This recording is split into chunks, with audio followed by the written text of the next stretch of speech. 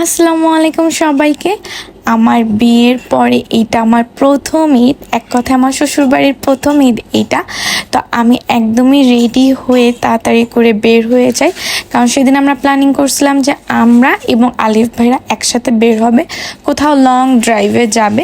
But কোথায় কি যাবে বা কী করবে আমরা একদমই সাডেন প্ল্যান ছিল, কোনো প্ল্যানিংই ছিল না। তো ফার্স্টে ভাবলাম আমরা একটু সাউথ গেটে যাই, যেয়ে জাস্ট আমরা কয়েকটা সুন্দর সুন্দর ভিডিও অ্যান্ড পিকচার ক্লিক করব তার জন্য। অ্যান্ড আমরা পিকচার ক্লিক আর ভিডিও শেষ করে আমরা বের হয়ে পড়ি ওইখান থেকে। অ্যান্ড তখনও আমাদের কোনো প্ল্যানিং হয়নি যে আমরা কই যাব, সেটা নিয়ে আমরা অনেকটা টাইম রাস্তায় জাস্ট গসিপ করছি যে কই যাওয়া যায় কই যাওয়া যায়। দেন হলো যে আলিফ ভাই ডিসাইড করছিল যে আমরা রূপসাতে যাব। বাট রূপসা পর্যন্ত যাওয়ার পরে আমরা ভাবি যে রূপসা পার হয়ে আমরা অন্য কোথাও যাই শুধু চা খেতে।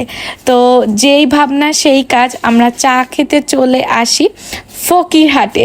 মানে জাস্ট চা খাওয়ার জন্য আমরা ফকিরহাটে চলে গেছি, এটা ভাবা যায়? হ্যাঁ, আমরা আসলে এরকম উড়াধুরা কাজ করি।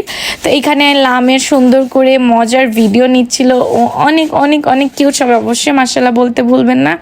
আর এইখানে চাটা আসলেই অনেক মজার ছিল, পার কাপ 30 টাকা করেছিল, কিন্তু আসলে অনেক অনেক মজার। যারা যারা ফকিরহাটে চাটা খেয়েছেন অবশ্যই কমেন্ট করে জানাবেন, আর যারা খাননি তারা অবশ্যই ট্রাই করে কমেন্টে জানাবেন। আর এখানে হলো আমি একটু সুন্দর করে শ্যুট নিয়ে নিচ্ছিলাম জাস্ট আমার একার। দেন আমি আমার জামাইকে বলতেছিলাম তুমিও আসো ভিডিওতে, বাট ওকে অনেক কালো লাগতেছিল, মানে আমার হলো লাইটিংটায় সমস্যা এই কারণে। পরে এইটা নিয়ে আমি ওকে পচাচ্ছিলাম। তো তারপর আমরা এত গরম যে আর বাহিরে বসে চা খাইনি, একবারে গাড়িতে উঠে এসে ছেড়ে চা খাচ্ছিলাম। এখানে আমি আরও চিয়ার্স করে নিচ্ছিলাম এরকম। দেন আমরা হলো ঘোরাফেরা শেষ করে বাসার জন্য একটু মিষ্টি কিনে বাসার উদ্দেশ্যে চলে যাই।